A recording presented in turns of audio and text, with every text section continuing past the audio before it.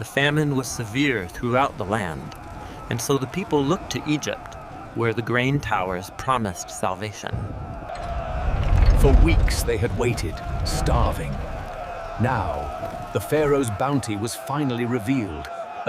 They had the grain they desperately needed, but the silver hidden within brought only fear and suspicion. And so they bowed before him, unaware that this powerful Egyptian vizier was the very brother they had betrayed years ago. He knew them instantly, though they did not know him. The dreams of his youth were finally coming true. After all these years, they finally stand before me. But do they know who I am? Power is fleeting in this city. One wrong move, and the throne consumes you whole. You say you are honest men, yet I believe you are spies. Tell me the truth, why have you come to Egypt? After all these years, could it truly be them? My brothers. Do you recognize me now, brothers? God intended this for good, to save many lives. I must not show weakness, not now. Everything depends on this moment. You are spies. You have come to see the nakedness of the land. Thus humbled, the sons of Jacob faced the judgment of Egypt. I had faced armies without flinching, but the vizier's gaze cut deeper than any blade. So little, yet it holds the future of kings. As the harvest falls, so too does the veil between worlds. The seeds of the earth become the stars of the cosmos. And so they journeyed through the wilderness, guided by the stars above, trusting in the promise of the land. The moon watches over the sons of Israel. Here in the wilderness, the promise of the land echoes in the quiet night. Even in sleep, the boy carried a radiant smile. He knew not yet the journey ahead, only the peace of this night. Under the watchful eye of the moon, young Joseph rested, unaware of the journey that lay before him. The boy was a shepherd, yes, but he was also a dreamer. I loved him more than all the others. He was the light of my old age, a promise of the future born in the morning glow.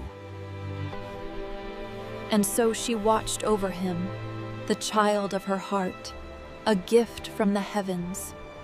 While his brothers toiled in the dust of the fields, Joseph, the favored son, remained close to his father's tent. While they labored in the dust, Joseph, their favored brother, was absent. The weight of the harvest was nothing compared to the weight of their resentment. Young Joseph observed their misconduct quietly. Though innocent, his expression was serious, understanding the gravity of his brother's deceit. And so Joseph recounted his vision, though Jacob listened with a mixture of pride and growing concern for what the future held. The news you bring weighs heavy on my soul, Joseph. How can I bear this latest sorrow? I have poured my heart into this coat, Joseph. May its colors remind you of the favor bestowed upon you. This garment holds the key to the kingdom, passed down through generations. My son, wear this coat as a symbol of my enduring love for you. You are truly a blessing. He never expected such a gift, a symbol of the extraordinary path that lay before him. The coat of many colors, a symbol of his arrogance and our growing hate. And so Jacob favored Joseph above all his sons, marking him with a coat of many colors. The moon watches over the dreamer, for tonight the whispers of the divine weave a tapestry of what is yet to come.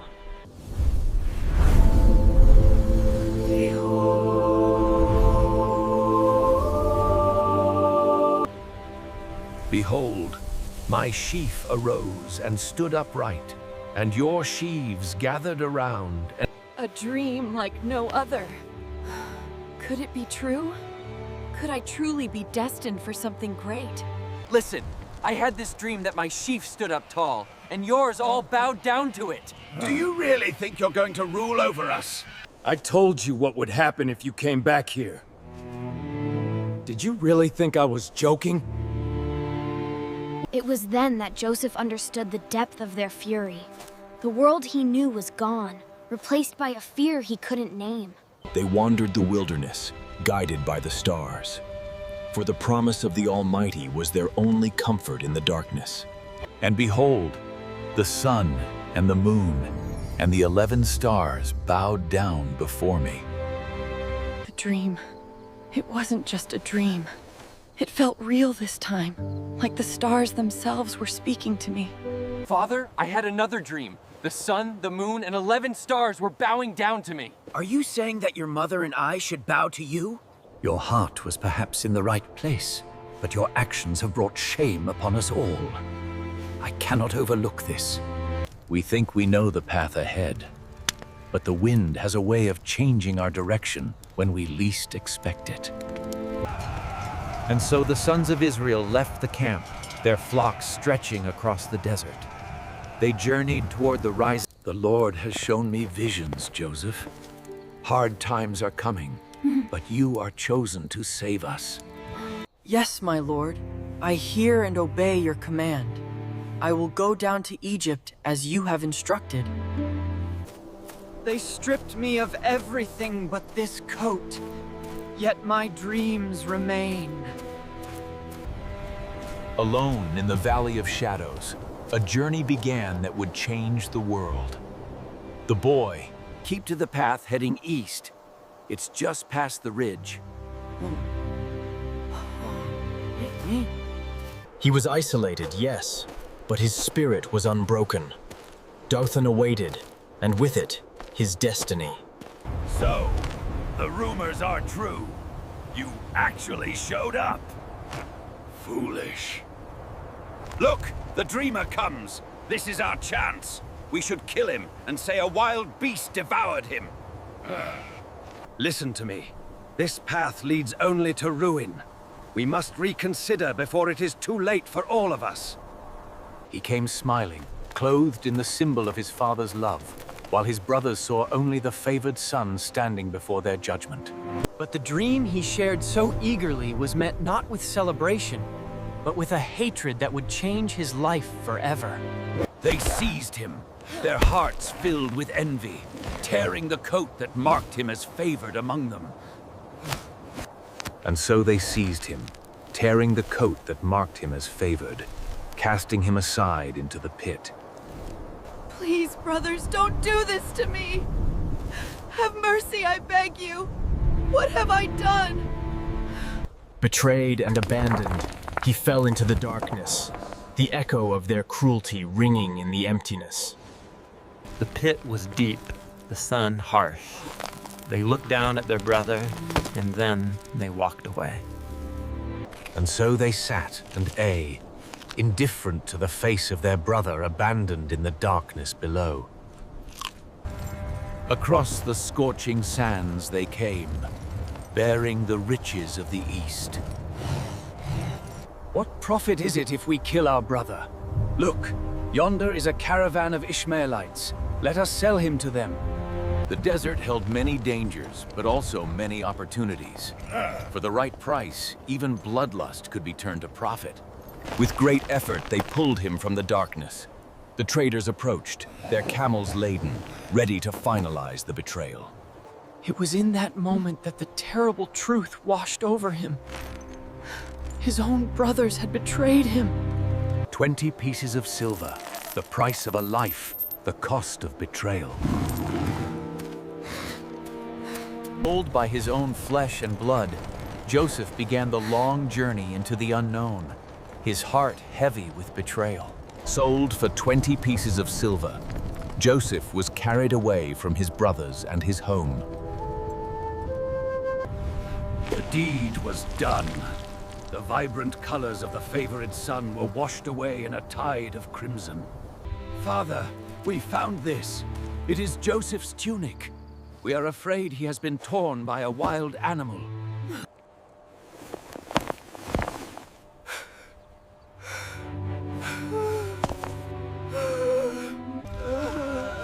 The old man wept, believing the wild beast had devoured him. His sons stood by. And so Jacob wept, for his son was surely dead.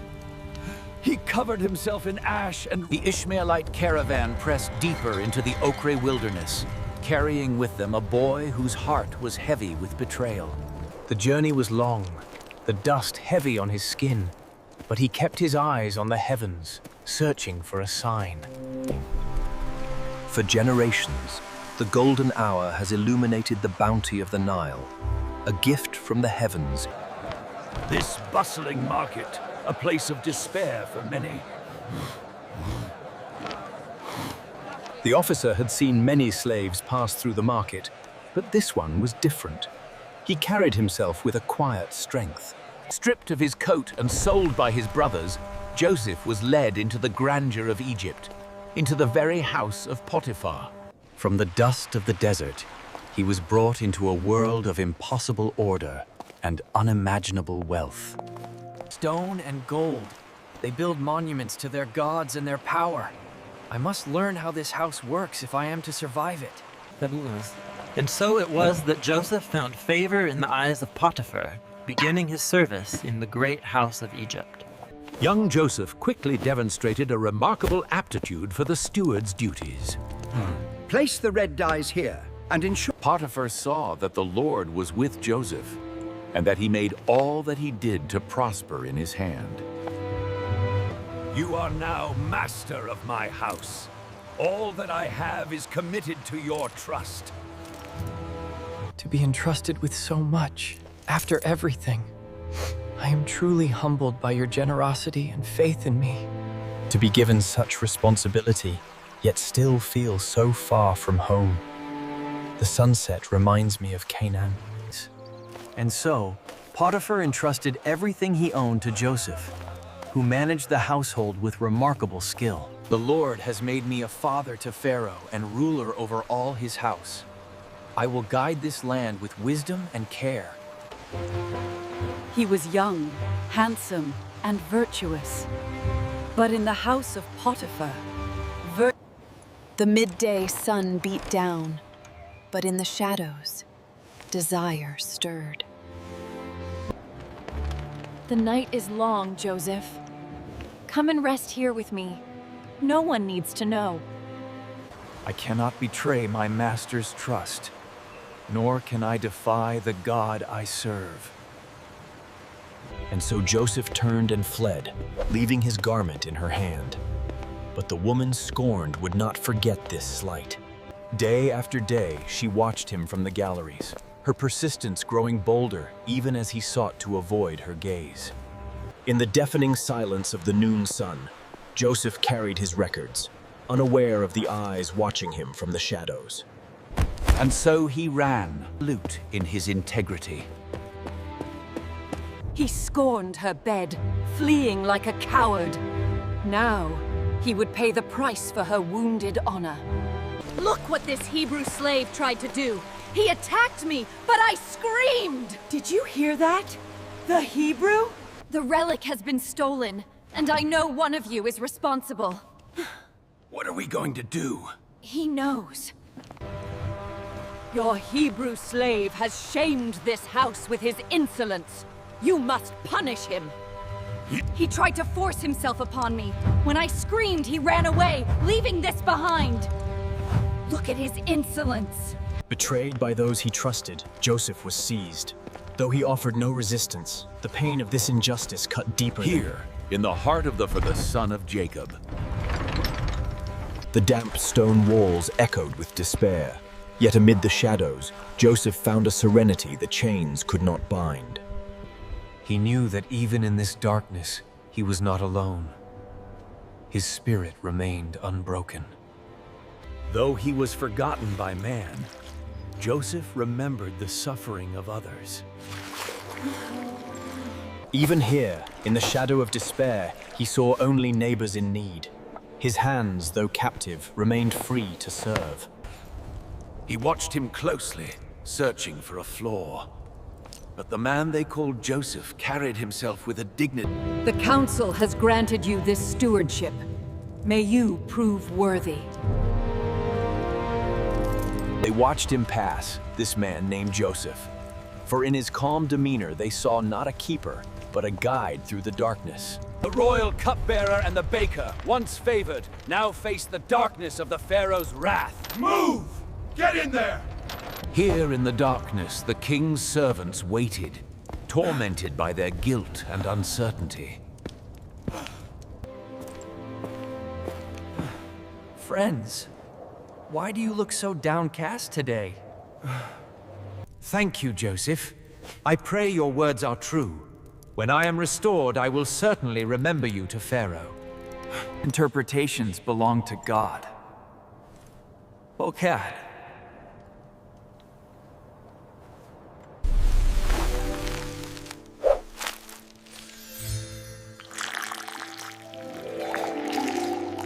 The 3 branches are 3 days. In 3 days, Pharaoh will lift up your head and restore you to your office. Only keep me in mind when you fare well, and please do me the kindness to mention me to Pharaoh. Get me out of this place. The 3 baskets are 3 days. After this, your life shall be taken from you. My friend, I wish the news were better. The interpretation is this. In 3 days, Pharaoh will lift your head from you. A night of splendor on the Nile, as the kingdom honors its eternal ruler. Hail the great Pharaoh! And so the cupbearer was restored. He received the golden chalice, his life spared by the grace of the great Pharaoh. The music of the celebration could not reach the baker, for he was now walking in the shadow of judgment. It happened just as you said, Joseph. The cupbearer is back in Pharaoh's service. 2 years have passed like water through stone. Yet, even here, the light finds its way in. Even in the deepest pit, hope endures. The morning has finally come. The Pharaoh dreamed of a darkness rising from the sands, a shadow stretching across his kingdom. And behold, there came up out of the river 7 cows, sleek and fat, and they fed in a meadow. And behold, 7 gaunt and frightening cows rose from the river and devoured the healthy ones. See how the golden light blesses these 7 sisters. A harvest unlike any other, promising abundance. The dream continued. A harsh east wind blasting the 7 thin ears until they consumed the healthy grain. A darkness is coming. The gods have warned me in my sleep. Pharaoh's dreams troubled him deeply. Yet, the kingdom's wisest scholars and magicians stood silent. My lord, I remember my offense this day. There is a Hebrew man in the prison who can interpret dreams. You must send for him. Time was of the essence. Bearing the Pharaoh's urgent command, the guards raced to the deepest dungeon, to the prisoner named Joseph. From the darkness of the dungeon, Joseph was brought forth, cleansed and clothed anew, called to the light of Pharaoh's court, a moment that would change history. They say you can interpret dreams. I have had a troubling vision, Joseph, and my spirit is restless. What do the gods decree? The answer comes from God, not from myself.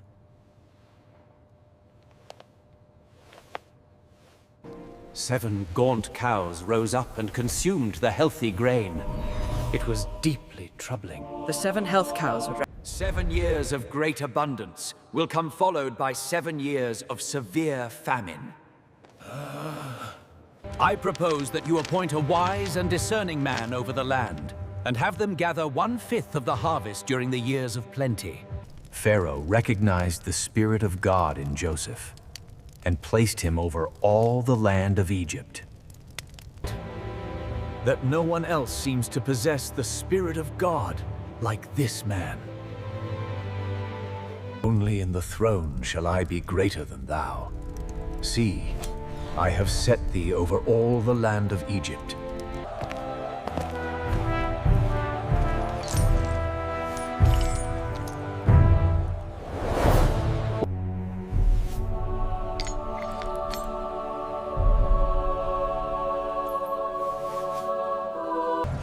Behold the man Pharaoh has chosen.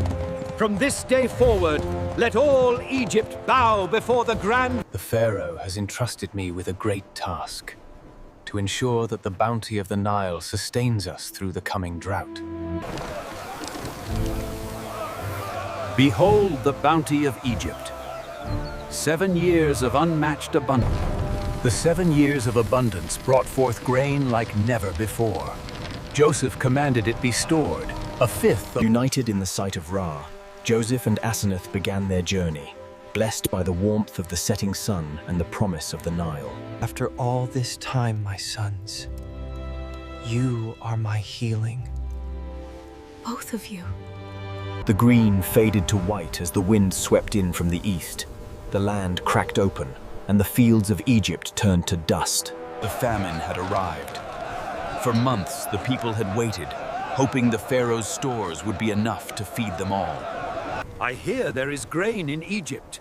Go down now and buy some for us, so that we may live and not die of this hunger. You remind me of the dawn, Benjamin. A promise of light, though the night still holds its fears. And so the sons of Israel journeyed towards Egypt, their sacks empty, their hearts heavy with the weight of the famine. And so it was that the sons of Israel came before the mighty ruler of Egypt, unaware that they... We swear, we are honest men. We would never betray your trust. Although he stood before all of Egypt, the mention of his father brought forth a grief he thought long buried. We are 12 brothers of one father. One is gone, and the youngest remains at home. You must bring the youngest brother, and one of you will remain. 3 days they sat in that suffocating darkness, the weight of their past pressing down harder than any stone in this accursed place. We are suffering because of what we did to Joseph. His distress was great, yet we would not listen. I warned them not to harm the boy.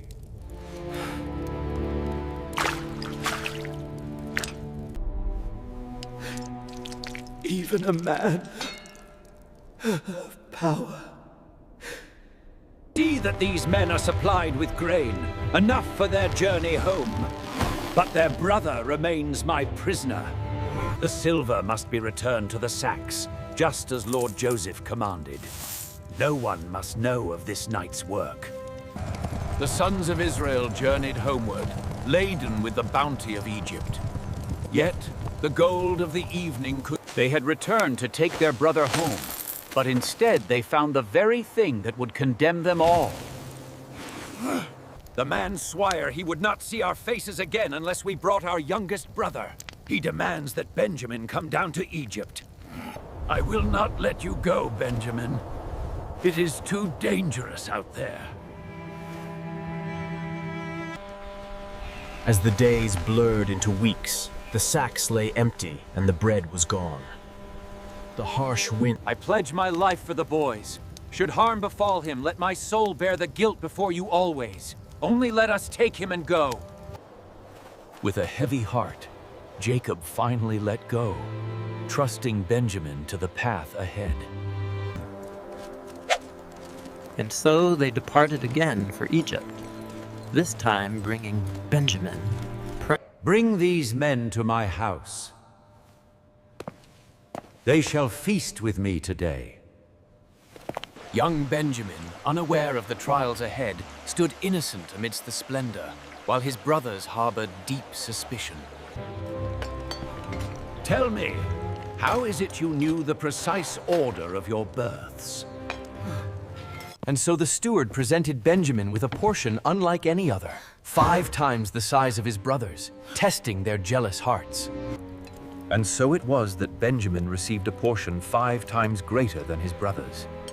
Yet, The expected anger. The steward placed the gleaming silver cup deep within the sack, right next to the blue scarf, making the trap unmistakable.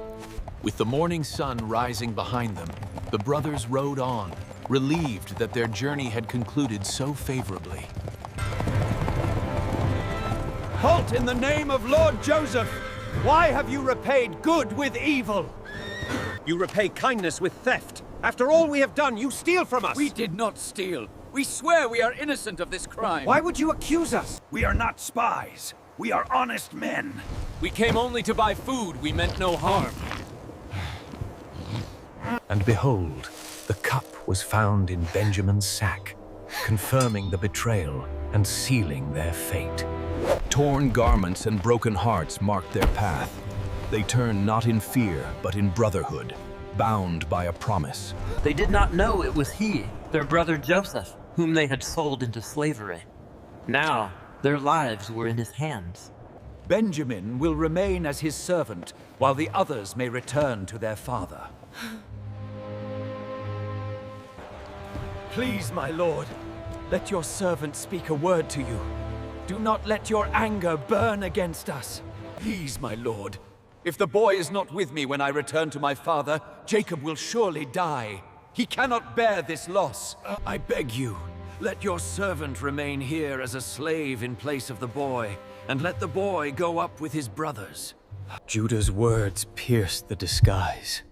This was not the brother who betrayed him, but a man reborn. Everyone leave the hall at once! I said everyone. God sent me before you to preserve life.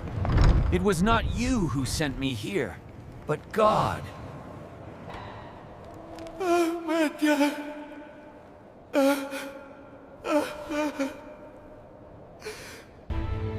I am Joseph. Oh, man. And in that moment, breath stolen by the truth, they finally knew the man standing before them. It was Joseph. Do not be afraid, because what you meant for harm, God used to preserve life. He could no longer control himself, and he wept. Benjamin, my brother. God has dealt graciously with me. Look, Father! Joseph lives! He sent these gifts for you! Overwhelmed with joy, Jacob's spirit was revived. And so, after long years of sorrow, the family was whole again. You intended evil against me, but God intended it for good. He lived 110 years, seeing his children's children. And when his time came, he was gathered to his people in peace.